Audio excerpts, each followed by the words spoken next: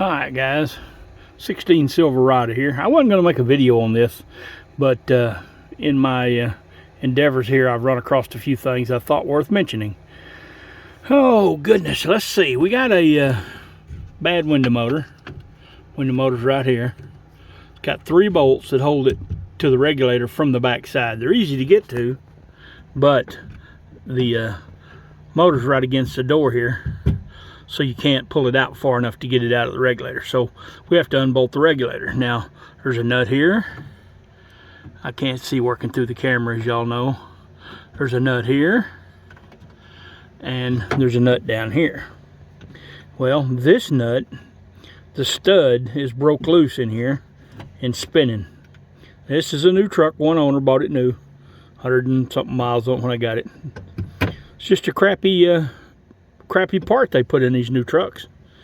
So I'm gonna have to get my cutoff wheel, split that nut, and of course, you know, there's plenty of room in there. We should put a bolt nut back in, it'll be fine. But it's just irritating that a simple job is just turned into an ordeal because of crappy construction. You know, make your tolerances a little tighter where they don't break loose. It's set up like a wheel stud. If you've ever dealt with a wheel stud, how you drive it in the hub, and it's got the ears, the lines on it, you know, that bite. Well, this metal's so thin, there's just nothing for that to bite on. And you know, maybe they could have made the head fit in a pocket that would hold it from spinning, take some of the load off of the splines, or just put a little tack weld on it. How long would that take? Robot welder, you know, your manufacturing plant's full of robot welders. Or you could have cut this, made it a little different, where the motor would clear and come out. It goes like up into here. So you could have designed the door with more of an opening. You could have put more of a bracing down here where the motor's not at, and opened this up where the motor would just come out. It has a shaft on it, you know, about that long. It has to come out that far to clear the regulator, and the door's not going to let it. So the plan was just take these 3 bolts out and pop it loose and let it set in there, because there's another end to it down here too that has more bolts. And so the plan was just to take these 3 bolts out, drop it back, change the motor, and then bolt it right back up. Since that's spinning, you know, you sure don't want to have to mess with this back here, because you could end up with the same thing. You know, I have to use a cutting tool to cut the head of this bolt and try to not scratch my door, because, you know, then you have rust. You have to repaint it or seal it or do something with it. I don't have any red paint to match the door, so it'll have to be black. But it'll be behind the door panel where you can't see it, so pretty much irrelevant. The other thing that I thought worth mentioning is, as you know, I'm blind. So when I do a job like this, you know, window regulator is a simple job. I don't need to watch a video on how to do it. But I have to watch a video on how to do it so I can see where all the screws are hidden in the door panel. Because they put the screw in there, and then they put a little snap thing that goes over the screw. And I can't just look at it and see all the lines to know where to pop them loose. So I always watch somebody else's couple videos to see where all my screws are at, so I don't break anything. So one of the videos that popped up is a very popular auto parts company that puts out a lot of videos. I'm not going to mention their names. They put out real good videos. But the guy did the video on this, and it wasn't on the driver's door. It was on the passenger rear door. But what was crazy is he's telling you how to do it, and he tells you to loosen. You have to go through here and loosen this bolt where this pinches to the bottom of the glass, and then he tells you to hook the door panel up and bring the. He's taking the whole regulator out. He changes the motor on the bench and then change it in the door like I'm doing. So he goes through this hole, and there's another hole back here to loosen the clamp on the door on the bottom of the glass, and then he tells you to hook the door panel back up and lower the window regulator. Tape your window where it'll stay up and lower the regulator. Well, if I could lower the regulator, then my motor works, and I'm not going to be changing it. So if you're going to do a video, be true to the video. You know, I understand you do it on a truck that works, but you can't, you know, you can't tell me to plug the door up and roll the window down. I'm in here because my window don't roll down, and so I'm not in here just to screw around. I'm in here because my window don't work.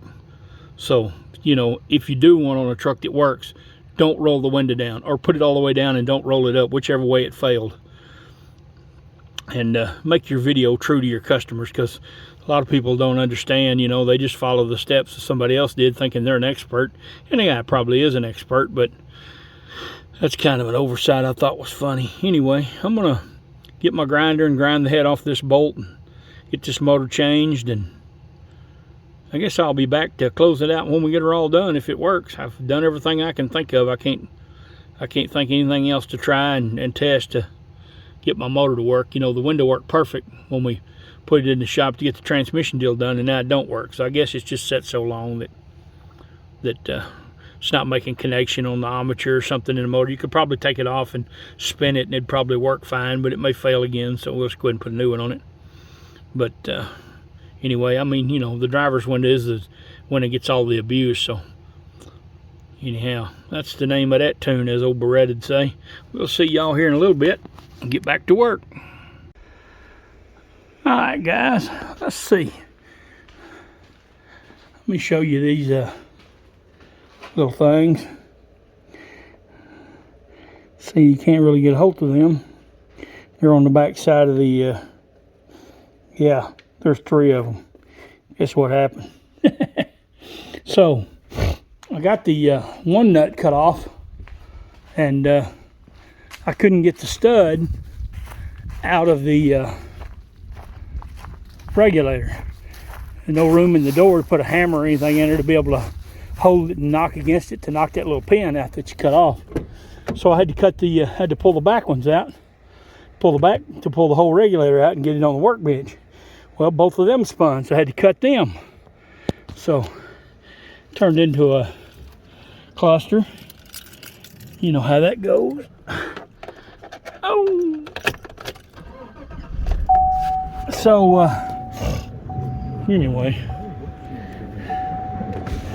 it worked, but I have dropped some screws, 2 screws missing, and one goes way down in a hole in there, and it's cattywampus. I don't know, I may have to pull the door panel back off, but it's getting hot out here, and I've had enough for today. Might come back out after a while and mess with it. Might not. Might be in the morning. Anyway, that's all I got today. Short video. Like I said, I wasn't even going to do a video on swapping this regulator, but you know, run into that crappy production. Thought y'all might want to be aware of it. So if I had to do this again, I'd just buy a regulator, because you had to cut it and then you got to find bolts, and you know, I just turned into an ordeal. So I think if I did another window regulator or motor, I'd just do regulator and all. Wouldn't even mess with it. Anyway, y'all have a good day. Like, tag, share it to your social media, tell everybody you know, and hell, tell people you don't know. And I'm gonna go in the house, do this ice cold Dr. Pepper, watch a little TV, and maybe we'll come back later, fart around, might work on the go-kart. I got plugs and wires for that thing too. Well, I got plugs for the Corvette. I'm gonna put those plugs in that truck. I got shorty plugs for that. So anyway, we'll see how that goes. All right, like, follow, tell everybody you know, and comment. Help me out. We're at 289. Thank you.